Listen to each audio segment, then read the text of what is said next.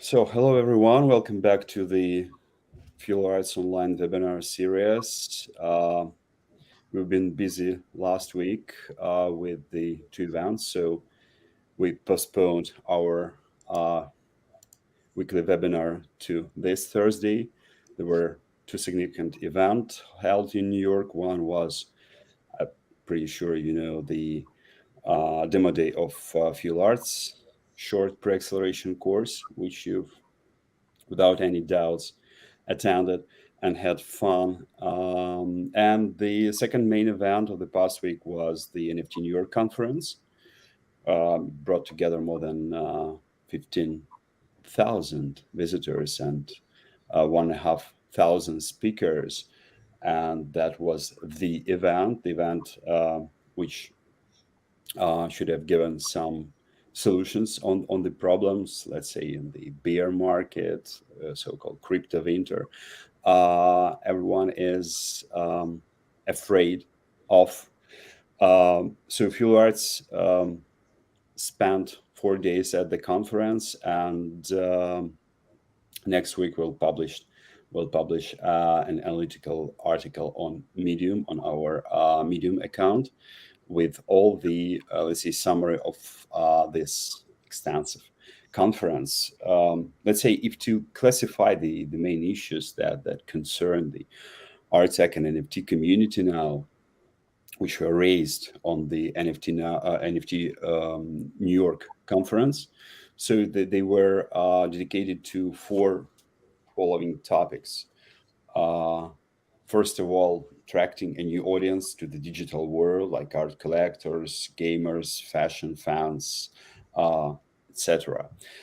Second topic was NFT collaborations with brands. So let's say audience outreach for ones and audience loyalty for the others. The third topic raised by the conference NFT New York was gamification of anything and everything. So aiming to stand out from competitors. Brands are doing so. I mean, involving gamification to their technology. And the first direction raised by the conference was the selection of NFT assets into, let's say, high quality and mainstream. So with curators approach to NFT and without, like, we have curatorial marketplaces, 8 or 10 plus, and flea market ones. So now why I'm telling you this, because our today guest and her startup, it combines, let's say, at least three of those four main topics touched by the conference in New York last week. And that's why it was very interesting to invite and to talk with Vandana Taxali, the our today's guest, and Art+Tech entrepreneur and an intellectual property lawyer with over 15 years of experience. Vandana is practicing in spheres of technology, blockchain, and arts. So besides, she's the founder of Artcryption. So she's also an art arbitrator with the International Court of Art in the Hague.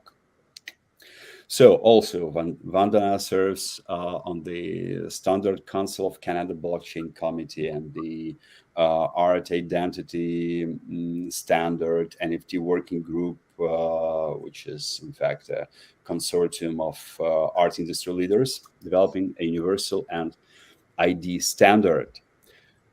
And what is not less important, Vandana is one of the mentors of our accelerator of Fuel Arts. She has just finished lecturing for the past pre-acceleration short online course for Fuel Arts. Hi, Vandana. Hi. Hello. Hello. Thank you Where's for inviting me. Yeah, thank you. I mean, first of all, I should disclose a secret. So, first of all, we invited you to the Fuel Arts mentor, let's say, mentors group as an outstanding lawyer, because we had known about your activity previously. But at the same time, we knew that you had a startup, and there is a mixture. There is a mixture of, let's say, the intersection of those two features: a successful lawyer, especially IT lawyer, especially IT blockchain lawyer, and let's say the entrepreneur who decided to convert her knowledge, her database, her networking, and large scale experience into her own startup. So that was very interesting for us. Just for instance, 4% of the founders of art and tech and NFT startups have the legal background, have the law background. So they are professional lawyers.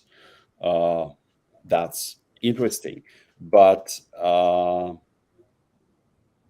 of course, I've nearly forgot to introduce, but well, without any introduction, you know that our charming co-host for today, as always, is Sonia Stubblebine, the project manager of Fuel Arts.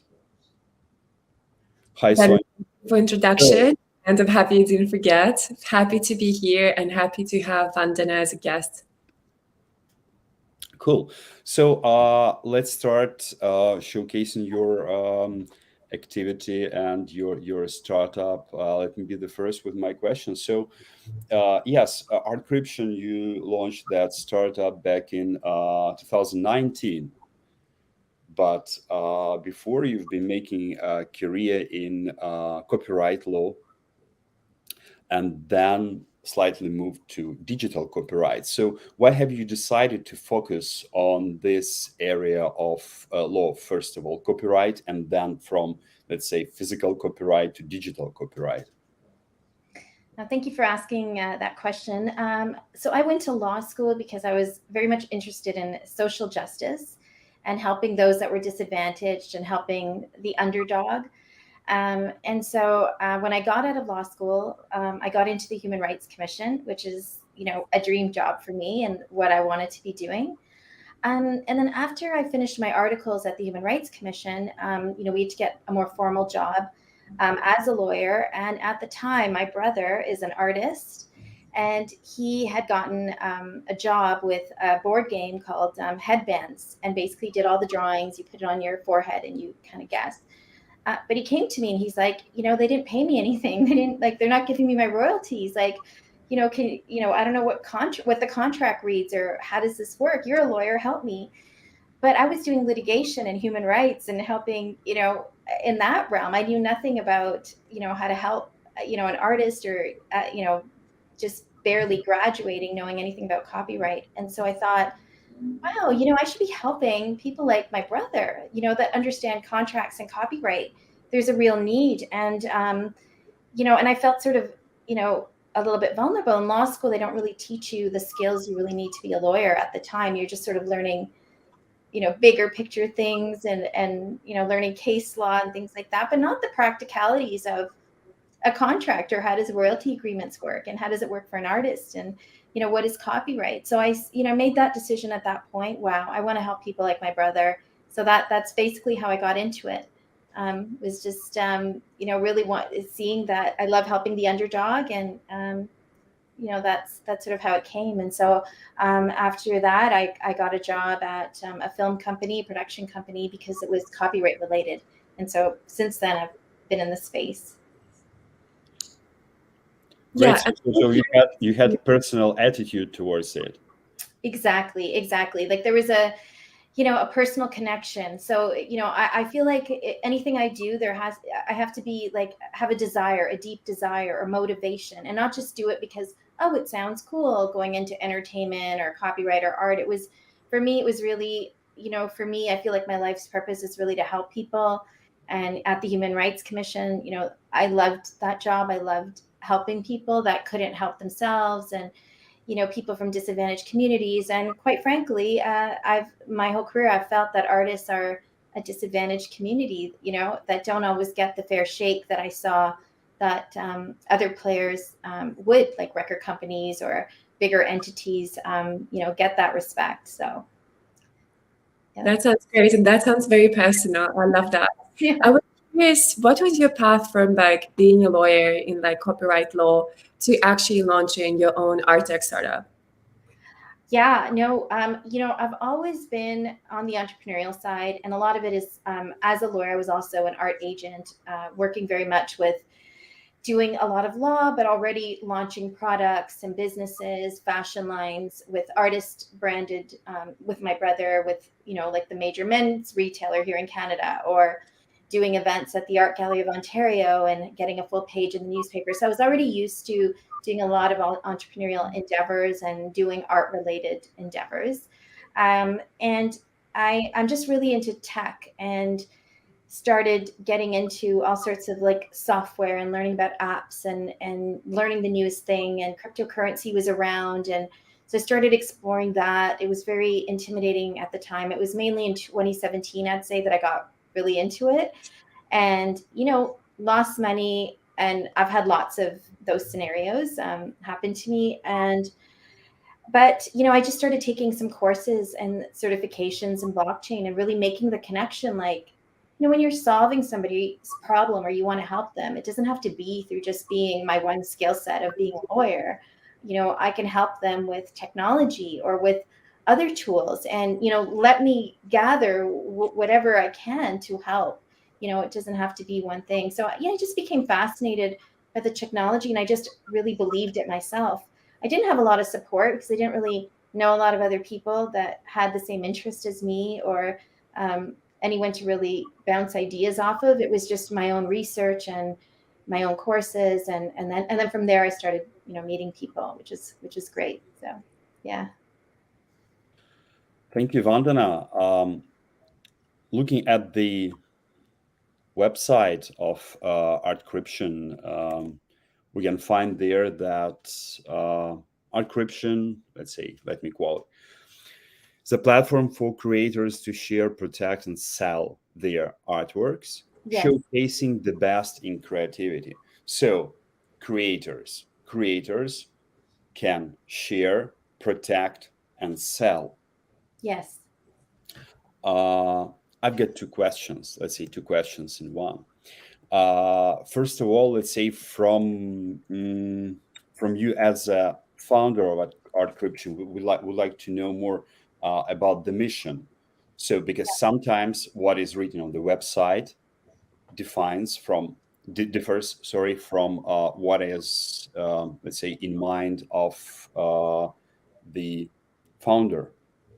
So how would you describe the mission behind Artcryption? And the second question, let's say a small addition, is why have you put these three words in this order? I mean, share, protect, and sell. Because for many, I mean, for the most of people in the NFT sphere, sell is the most important. So they would have likely put sell on the first part, but you have share, protect, and sell. So the mission and then the order, please. You know what? It's so perceptive of you to have seen that. And once again, Artcryption came out in 2018, but was formally registered in 2019. And so at the time, I knew about OpenSea. They had only 18 projects at the time.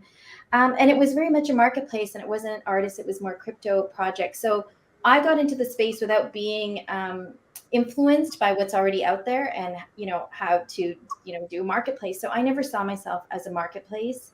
It was more about, how do I protect creators and their assets? What do they need to do? And I have a very deep knowledge of that, just working closely with artists and my brother for pretty much my whole career. And a lot of it has to do with sharing online, dealing with infringements, and dealing with, especially with my brother, he gets copied everywhere all the time, like Instagram. So I'm constantly dealing with these issues. And so to me, the ability to, protect, it's not just about selling for an artist. It's, how do I share online? How do I protect my assets online? How do I manage my assets? someone like my brother has hundreds and hundreds of images, and I'm sure a lot of artists that have a, you know, long industrious career have a body of work that's huge, and, you know, they need to protect it. That's their IP, that's their, so to me, it's, you know, my emphasis is not on a marketplace or selling. It's certainly a component, but it's about the whole picture of being an artist, of what do you need to look at. And maybe I'm coming at it from the lens of a lawyer, but looking at, it's not just about trying to sell, it's about how do you, you know, share, market yourself online, and how do you protect yourself online as well as sell. Right. And if we continue talking about Artcryption, like you mentioned that you basically work mostly for the artists, is there any other audience that we should take into account? No, 100%. I mean, obviously, I have an affinity to artists, having, you know, a family, you know, member that's an artist and working quite closely with them. But anyone can really use Artcryption that's a creator. So it could be music, film, documents. Even other lawyers are interested in partnering, that we could, you know, protect trade secrets and mint them on the blockchain, that sort of thing. In fact, we are partnering with the Canadian Film Centre, and they have their party every year at the Toronto Film Festival, which is in September. So we're working with them and partnering to do a whole NFT metaverse event with Artcryption, which I'm very excited about. And in that event, we'll be showcasing not just art NFTs, but also music NFTs, fashion NFTs, you know, all sorts of potentialities to make people kind of see that, you know what, it's not just about art. It's, the art was the first use case to show how it could work. You know, art being a very obvious, you know, NFT and collectible, but definitely other, so many other types of NFTs out there that can be created. So, Thank you. Vandana, please tell me. I mean, you know, when we before we launched Fuel Arts, I've told this story for many times. Before we launched Fuel Arts, I, as an art tech entrepreneur, experienced a lack of professional art and tech acceleration. So I've been applying to art accelerators when I heard, okay, your project is fine, but please exclude fintech. And when I was trying to apply to fintech accelerators, I heard good, but let's say please exclude art. We do not have specialists to solve your problem, to help you. So that's how Fuel Arts was created. So I've heard rumors that you also had a, let's say, an experience of applying to some accelerators. And what's your experience with Artcryption? So have you applied?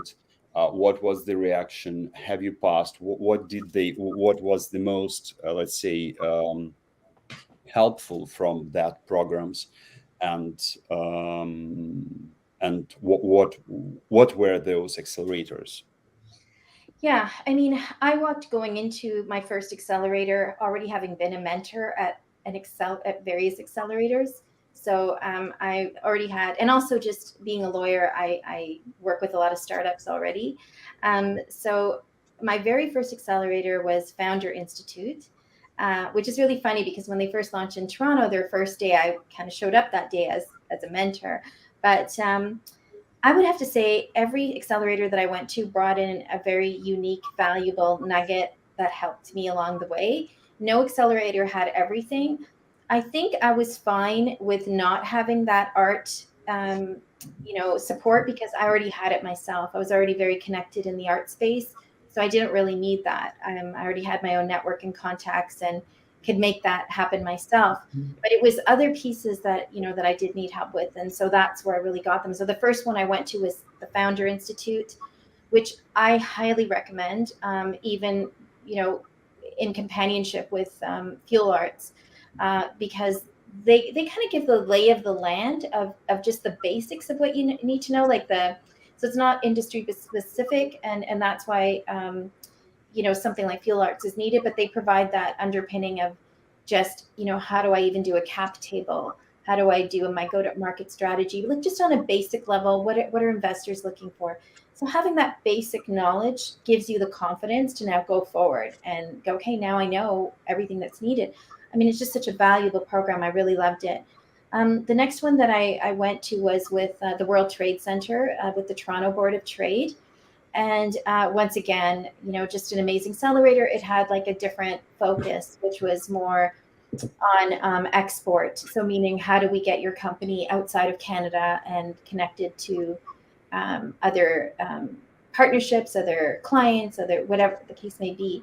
So of course, being in art, I'm like, wow, yeah, Canada's just my home. Most of my business in general is outside of this country. So I loved it. And, they really helped us figure out how to write an export plan to be able to go to trade commissioners in different countries and be able to pitch and go there and make and leverage that to make those relationships. And I think a lot of startups may not realize that you can get the help of trade commissioners in different companies that could help you with clients and partnerships.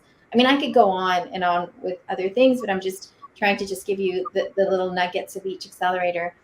Then the next one I went to was, it was in Nevada, the University of Nevada, and it was called The Innovator, and it was a blockchain cohort that year. I think they chose like 4 companies out of, like maybe they had 100 applications. And the thing that attracted me was they were taking no equity, so at all. There was no equity in the World Trade Center. In the Founder Institute, I think they have like a 4% warrant. And so that's all I've ever given so far to anybody. And not to say that I won't in the future, but so far that's what it's been. But at the University of Nevada, they gave us a convertible note and actually gave us an investment, and all we had to do was show up. And that was phenomenal because they literally introduced us to everybody in their ecosystem. And we were mentored by Blockchains LLC, a huge blockchain company. We were in their offices. We got to experience on a very practical level things. They were in there with mentoring us all along. Like, I'm so deeply grateful to them. I'm still connected with those individuals and the other startups that I met. But once again, that was just, I think in subsequent years, that was the only year they did the blockchain. So we got lucky. But halfway through, COVID hit. It was in 2020. And so I was like, I'm not staying here. I was in the US. I'm like, I need to be in Canada. This is scary. And so I flew like literally the next day. I think it was like, so halfway between, but we continued the accelerator online. But it was an amazing accelerator as well. And then I've done another accelerator. Oh yes, Canadian Film Center. that's the other one. And once again, I was attracted to it just because I'm in that space anyway, and it was more female focused as well. They had a female focused part of it as well as just a general.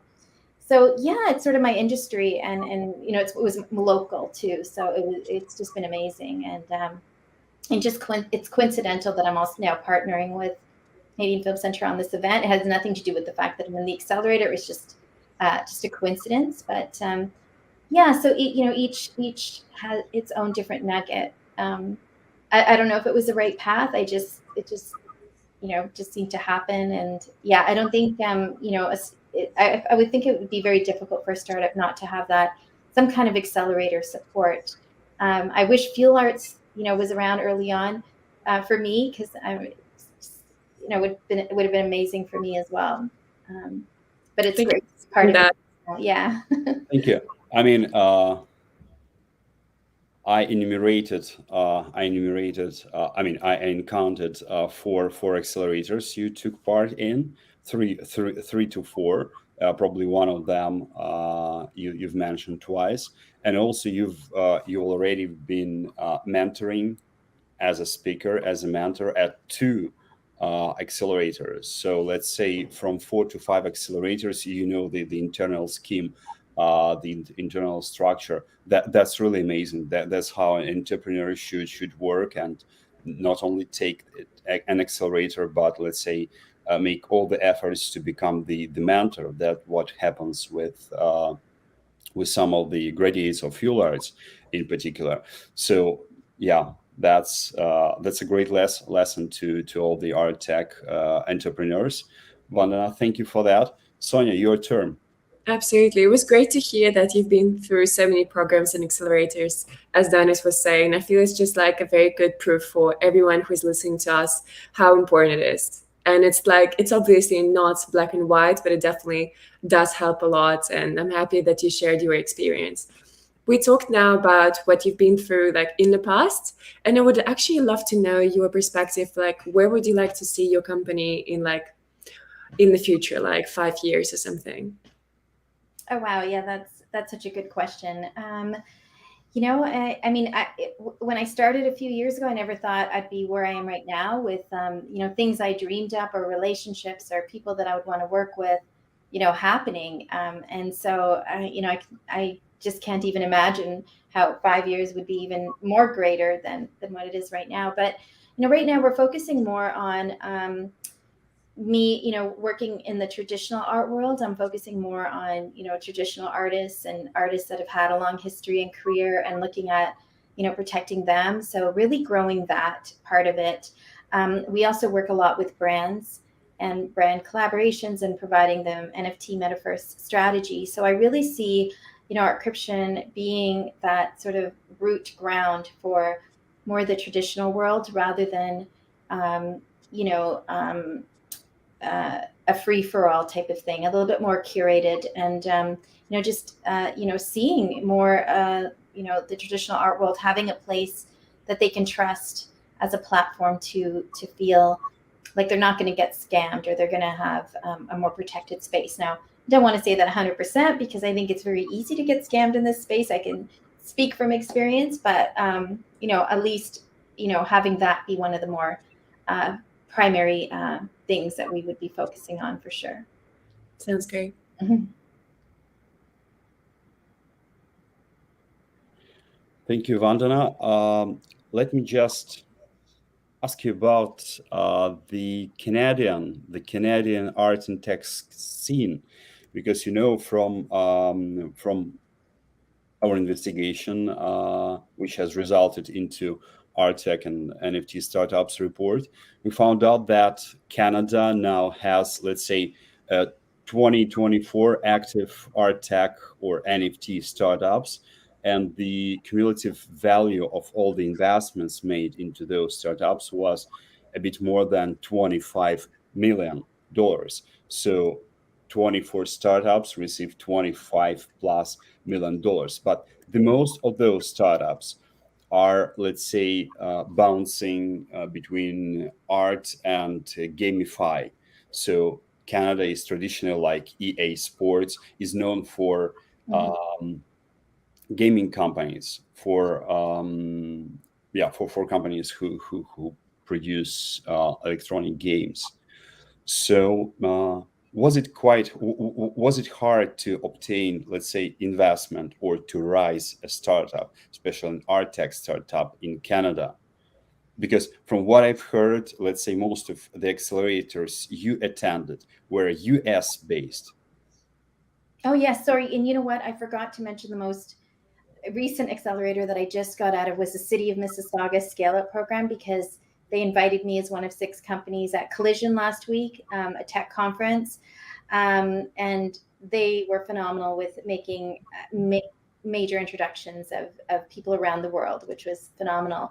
So no, for me, I you know, found that you know, it was not difficult at all. I found you know, maybe I'm just lucky, but you know, I've been getting a lot of support, like through the Mississauga, the city that I live in, and being in their scale up program and their innovation district. They've introduced me to people like the top New York agent, you know, that works with celebrities. They've introduced me to other NFT investors and VCs out in, you know, the US and Newport.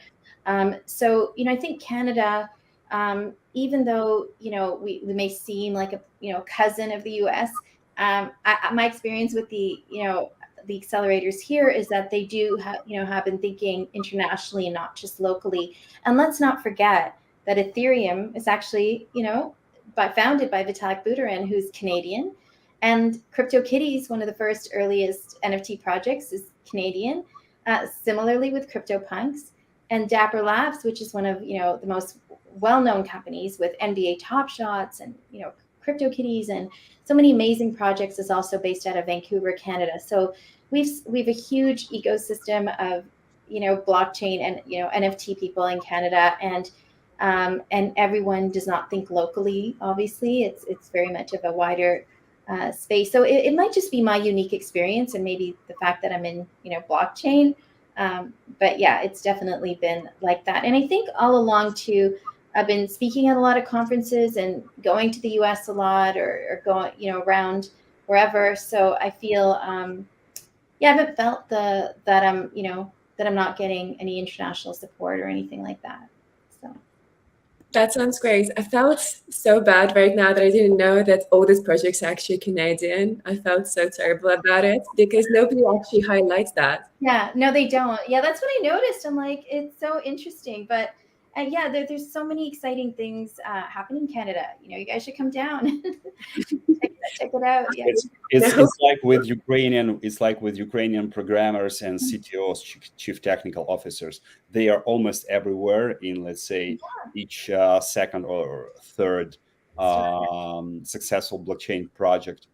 But let's say no one has been paying attention towards it until. Well, let's do that right now. We need to do a shout out to and I agree with you on the Ukraine side. Like I pretty much feel like I know the different areas of the world that have the top NFT blockchain developers. Like that's what I've been doing a lot. But 100%, let's give kudos to the Ukrainian developers for sure.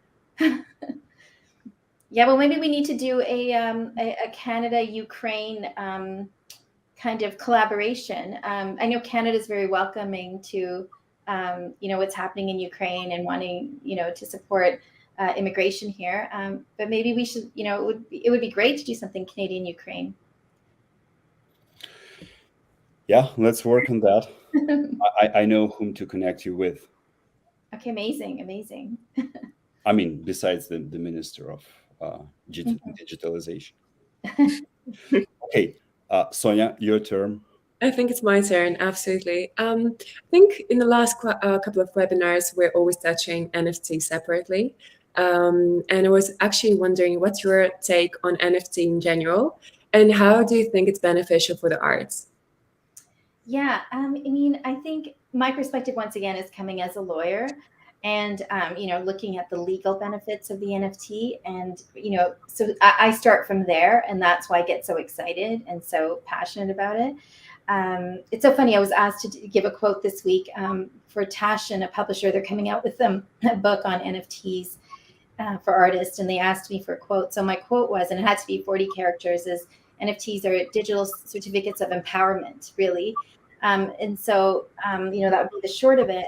But for me, it's from the IP perspective, the fact that we have this alternative way using NFTs to protect, unique assets and IP, and protecting IP without having to necessarily, register and go to the Copyright Office each time. I mean, I'm sure you've heard what's happened in Russia with copyright, where they just sort of like crumbled their copyright. And so what do people do that want to protect their copyright in Russia? Well, you know what? Let's use the blockchain as an alternative so we don't have to worry about international laws all of a sudden dismantling our IP protection in that jurisdiction. And having, and I feel like it's a wonderful solution of getting that timestamp and being able to prove that you created something. So for me, foremost, I see that NFTs for me is foremost, I see it as protecting IP. And then in terms of other advantages, once again, resale royalties, artists have traditionally never gotten resale royalties. The fact that they can now get those secondary royalties and earn an income.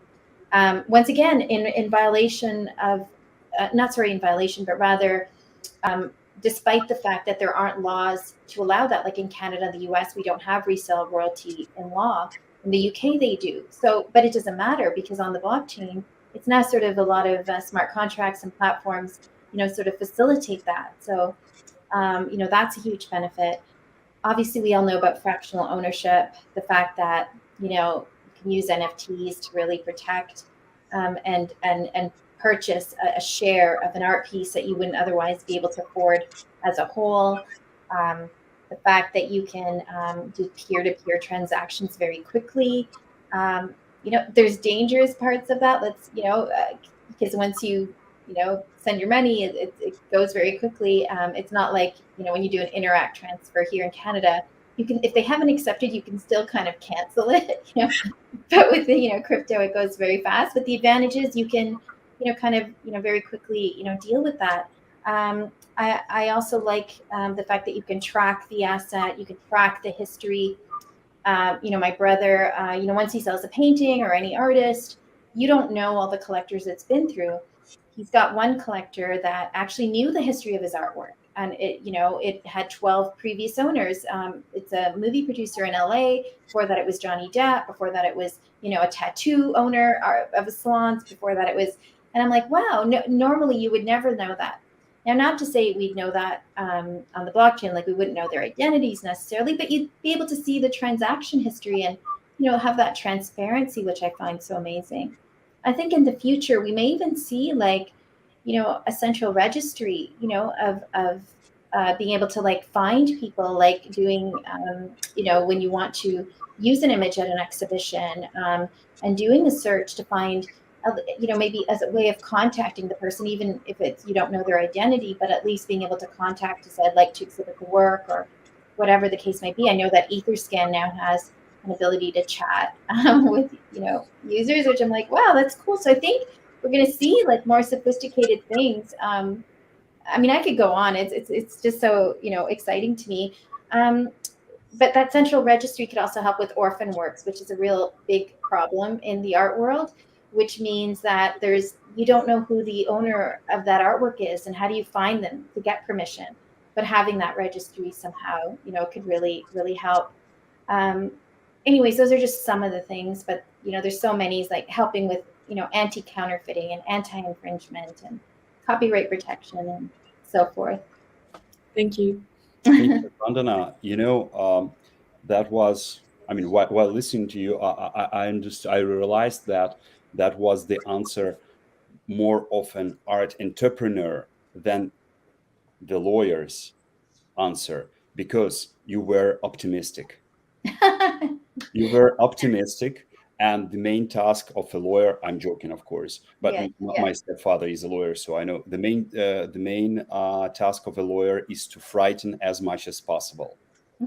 Just to, well, I think early on, because I was already working in house and in entertainment companies, and with I wasn't just solely a lawyer. I understand business, so I kind of melt them both, and you have to be optimistic.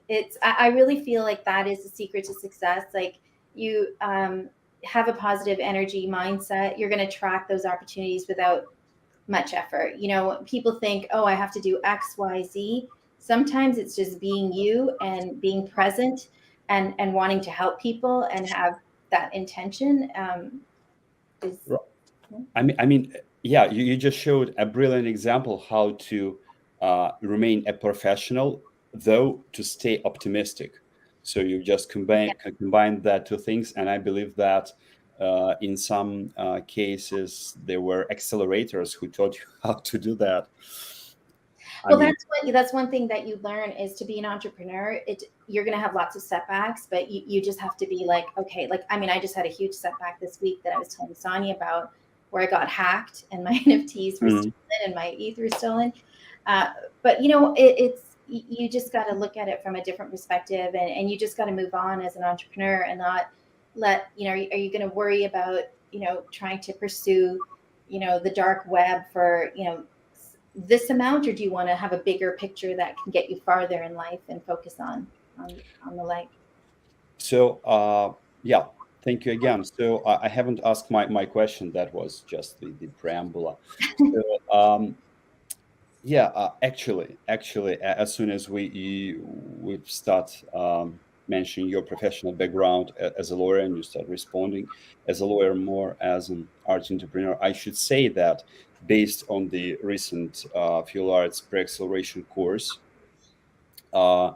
you've been recognized by our students in the top 3 of the mentors. So yeah, right. So they said, I mean, according to the combination of the practical knowledge given by a mentor, and let's say the level of trust, of emotional trust, emotional intelligence, and trust towards the mentor. So please take our compliments, and but this is the results of our post-acceleration survey. So, but the serious question is, as soon as you've tried to remain optimistic, saying about, let's say, the solutions, how the NFT world and NFTs in particular can help to resolve some, let's say, blockchain problems or current, let's say, intellectual properties problems. Mhm. But what about hazards? So, as a lawyer, what legal issues, let's say, negative cases, legal issues, or gaps, hazards do you see in the NFT space? The hazards that the persons entering into NFT world, both as, let's say, curators, collectors, or entrepreneurs, should be prompted.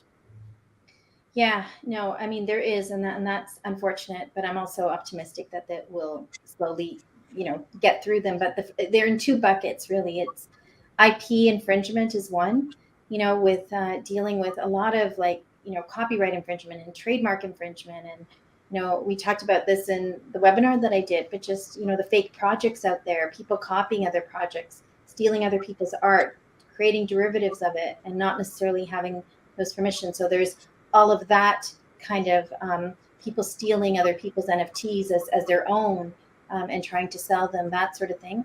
And then there's the other bucket, which is the scams and hackers that love to do rug pulls or create fake minting sites where you go and you're giving your money to the wrong person and it's gone, or phishing links innocently, on Discords, where they will just hack your wallet, which happened to me. And I know better. I'm talking about it, but it's so easy to happen because it really does feel very legitimate, and they become very sophisticated. And so, but based on the experiences that I've had, you almost have to go through the space and experience it to really know deeply like what's going on, and sort of how to solve it. And I feel like I think we're getting there. I mean, luckily we can see everything on Etherscan. That's one thing. There's ways to. We've gotten now an injunction in a UK court case where they were able to get an injunction and freeze the NFTs. In my situation, what I've been doing so far, I haven't done anything legal just yet. I mean, it just happened this week, but luckily I have relationships with the platforms to try and freeze my assets so they can't sell them. But it just brings to light that we need a solution. And for me, everyone talks about decentralization and how everything should be decentralized, and that that's the way it should be. But in my own view, I think we need a little bit of centralization to have some legal protections combined with the decentralization.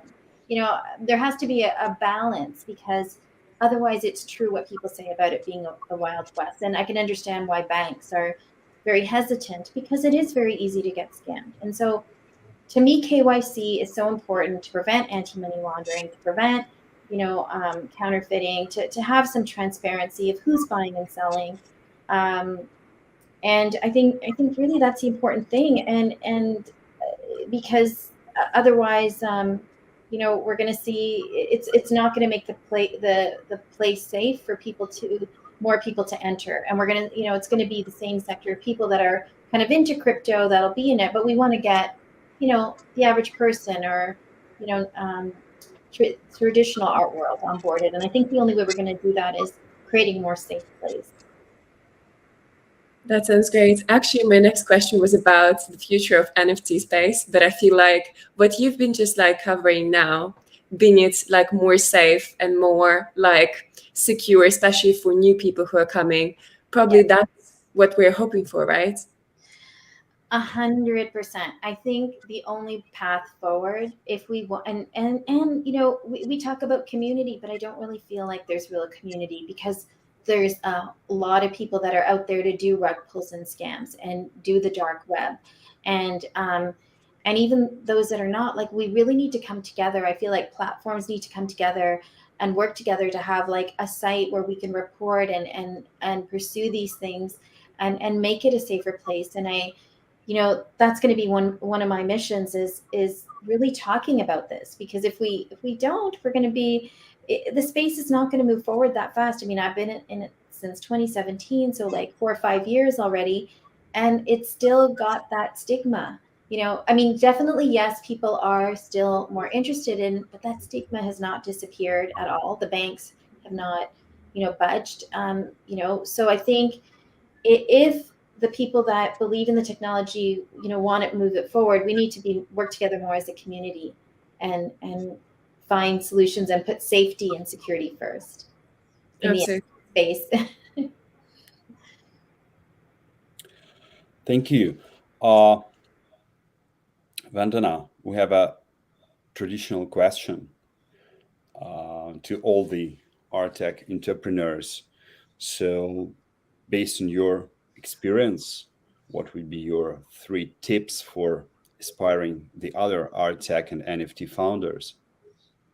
Yeah, that's a really good question as well. I would say that, for my own personal experience, going into something, not because I wanted to be, oh, I want to have a tech startup. No, but it was a natural extension of something, an idea that you really believe in, that you really want to solve, and I feel like having that deep attachment to it and that focus any obstacle along the way will not bother you because you've got that in front of you. So, they talk about Simon Sinek, the author, the why. So looking at your why, like, why are you doing this startup? Like, what's the purpose, and really deeply going into that.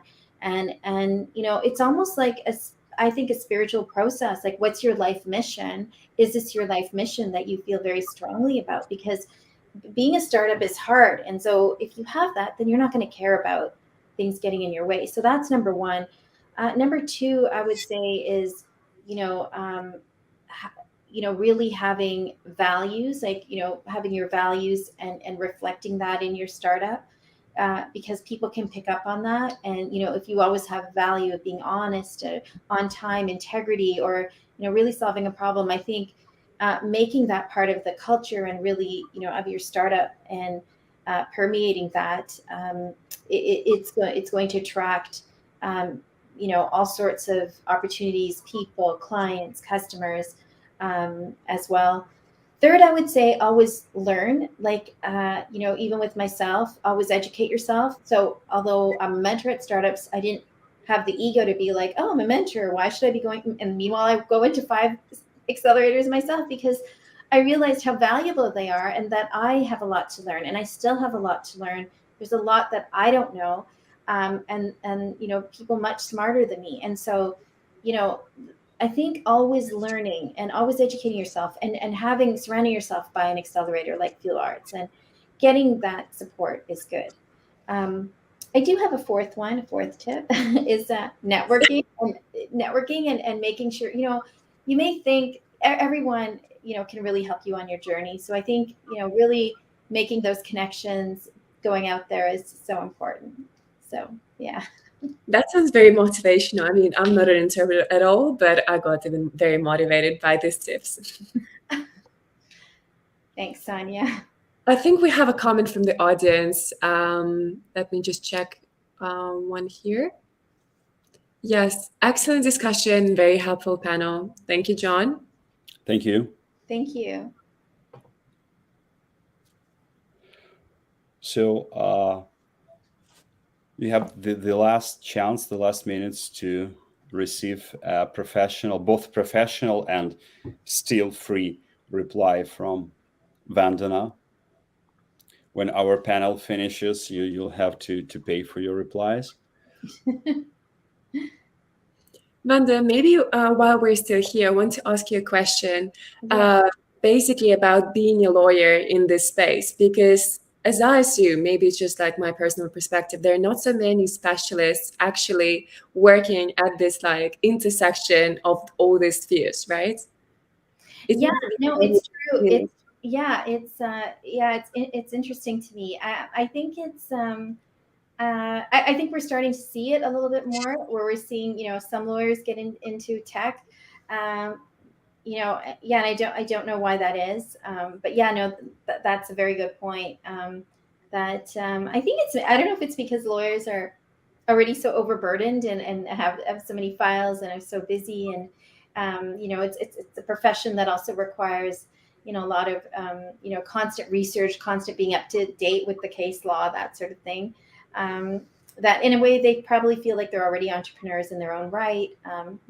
Could be, but I think we're starting to see more lawyers going into tech, which is nice. I know here in Toronto we do have a legal tech accelerator, so I think that's good. But I definitely think anyone that can combine their profession with a startup definitely gives you that bonus extra edge, because then you're leveraging your own network that you already have, as well as the new connections you're making because of your tech startup. And to be honest, it's quite astounding to me, because being a lawyer my whole life, I never had people want to write me checks or like support me or introduce me. But all of a sudden, having a startup, it's been unbelievable for me how I'm like, wow, you don't experience this as a lawyer, but as an entrepreneur, all of a sudden, you get all these people that want to mentor, support, give advice, give you money, give you opportunity. So, I don't know if it's because everyone deeply knows that it's a very risky thing. And so maybe, there's this, natural instinct for people to want to help people doing something risky. I'm not sure. I'd be interested to hear your experiences or your thoughts on that. But yeah. Absolutely. Well, we hope there's going to be more professionals in this sphere. And we have another comment. Another Web3 lawyer here would love to connect from Jamilia. So would love to make an introduction. That's one of the missions of Fuel Arts, to connect people through Art+Tech. That would be amazing. Venture capital world. So yeah, great. Thank you. Yeah. I would ask the editor to return back Jamilia's letter. Yes, message for the rest of the audience to make a screenshot of her name and last name. Good. I would like to connect as well. To connect. And I would love to say that to anybody at your accelerator, just please stay in touch with me. And, I would love to connect and, with anyone that's gone through the Fuel Arts program. Happy to chat and connect. Another thing I really believe in is partnerships and collaborating with people. I think that's so important, working together. So I know I had spoken to somebody in your accelerator about potentially doing that. So yeah, I think it's good. Yeah. Thank you. You're a very kind mentor as well as professional one. What is the painting behind you, may I ask? Oh, well, I told you my brother's an artist, so that's an early piece from very long time ago. But that's one of his pieces. It just gives me good energy, makes me feel good. But yeah. So cool. Yes, so you don't losing any opportunity to promote both your startup and your brother, which is pretty cool. Actually, I was just trying to find like a sort of okay backdrop, and that's the biggest painting I could find. So I just that was really the real reason. He wouldn't want to promote that because it was done a very long time ago. His style is very different now. It's very much more pop art. In fact, he's doing like Andy Warhol's birthday is coming up at the end of the summer. He's doing a group show on that. But yeah, I guess, as an entrepreneur, you do have to think about having that 60-second pitch and promoting yourself all the time without sounding, salesman-y, of course. But yeah. Yeah, we have another comment from John. Yes, I would love to collaborate. So we'll just check the video once again, send you all the links and put you in touch. I mean, I would love to collaborate with anybody and everybody that's interested in anti-scams and hacking and anyone that wants to work with me on that. That is something that is kind of a really big issue for me. So I'm just throwing it out there that, if there's anyone out there that's, is interested in solving that problem, I'd love to chat with them. Or if they've experienced a scam or a hack, I'd love to chat. Cool. Vandana, let's say in the very end of our today's meeting webinar, let's say you can, or better say, could you please tell us when you expect Artcryption's final release? So for curators, collectors, artists could start using its full potential, and let's say on what social media should they track your activity until you haven't released the startup? No, thank you. So yeah, we're planning to sort of line it up in the fall with the Canadian Film Centre event, sort of almost like our launch party, with everybody in the industry being there with 1,500 people. So I would say around that time, right now we're, having it be very curated, very, very, kind of closed in terms of the platform. But, we're aiming for when we do our event with the Canadian Film Centre in the fall. That sounds very exciting. We're going to keep in touch. Have a look at that. Yes, no, definitely. Yeah. So if anyone's in town, I could get them an invite, I think. So yeah. Sounds great. Yeah. Okay, good. Again, good to know that you will make that party in your homeland in Canada, not in the US, where, let's say, some might say the biggest amount of money in the hands of investors. So yeah, it's good. Let's stay patriotic entrepreneurs. Yeah, exactly. Thank you so much for being here with us. I mean, it was amazing just to listen to you and to hear all about your professional success and hear how, you find so important all these values, like when you're an entrepreneur or becoming an entrepreneur. And I feel like we have a lot of new connections to make. Yes, I'm excited. Thank you so much for inviting me. Yeah, thank you. And we wish you good luck with both your clients, with your partners, and with Artcryption, or let's say your new startup, whenever you would like to create it based on your substantial experience and good, right attitude towards business and let's say business relations and let's say all relations in whole. Yes, and I hope that this is just the start of us collaborating together as well. It was an honor to work with both of you and to be part of Feel Arts. And thank you so much. And I'm so glad that there is such an art and tech accelerator. And yeah, I think more exciting things will be coming in the future. And I can't wait to see it and do that together. So thank you. Thank you again, Vandana, and see each other in a week with the next startup or investor or, let's say, art strategist. We'll let you know in several days. Amazing. Thank you so much. Thank you. Thank you. Bye. Bye.